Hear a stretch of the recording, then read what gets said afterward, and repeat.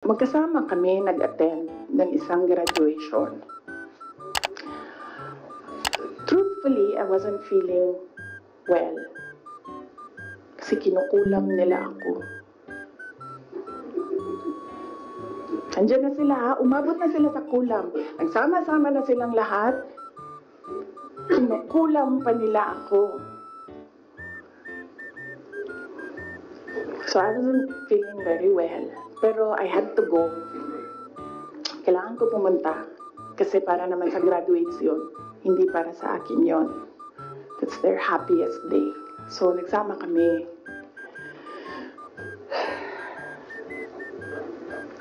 Nagsama kami. Katayo kami doon. And merong isang graduate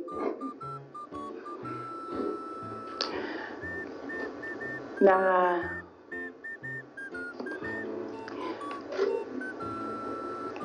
alam nyo, para sa akin, there was some sort of inappropriateness sa ginawa ng bata. Pero bata ito eh. So ikaw din, meron ka din dapat sana sigurong pag-intindi kung saan nanggagaling yung bata. And ang reaction mo, ang response mo, should be so that the child will learn a lesson. So meron isang graduate. Sabi nung graduate, Mr. President, can I have your watch as a graduation gift?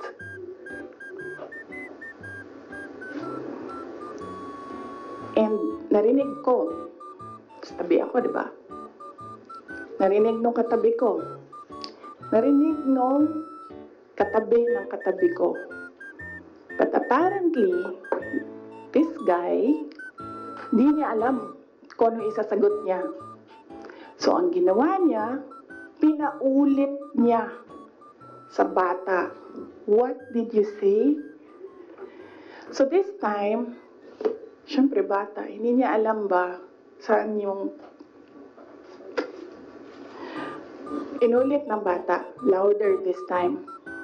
Mr. President, can I have your watch as a graduation gift? Nasagot niya. Why? Why will I give you my watch? At that point, may sakit na ako. I wasn't feeling very well. Nandun lang ako, nakakatayo ako doon kasi may gamot ako. Gusto ko tanggalin yung ulo niya ba?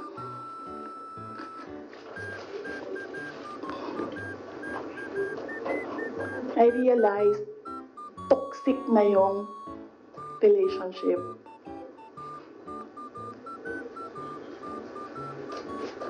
And it did not help na itong dalawang katabi ko tumawa pa. Pinagtawanan pa nila yung bata. And I saw the humiliation sa face ng bata. I wanted to help him. Gusto ko sabihin sa kanya, itong relo ko na lang, relo ito ng Vice President, ito relo ng Presidente, pero I hope this will do. And then I realized na baka mas lalong mapahiya yung bata if I do that. So I just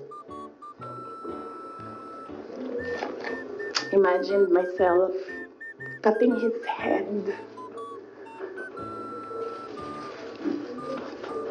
Gusto ko, ganun din ang gusto ko gawin doon sa mga katabi ko. So na-realize ko, toxic na ito.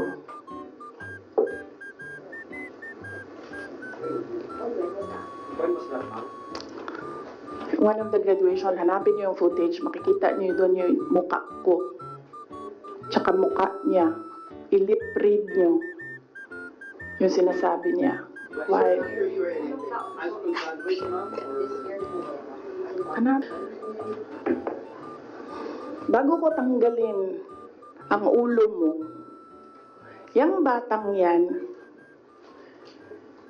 yung magpapakamatay para sa bayan natin.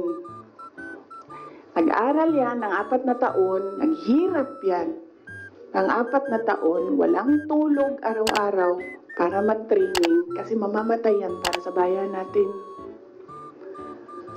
Yan yung batang yan, ang mapuputulan ng daliri diyan sa fiasco ninyo sa West Philippine Sea. And then, I'll cut his head. So, no, na-realize ko, toxic na, di ba? Ganyan na yung imagination mo. Ang imagination mo, sinasakal mo na yung tao. And then I said, this is over. Tapos na.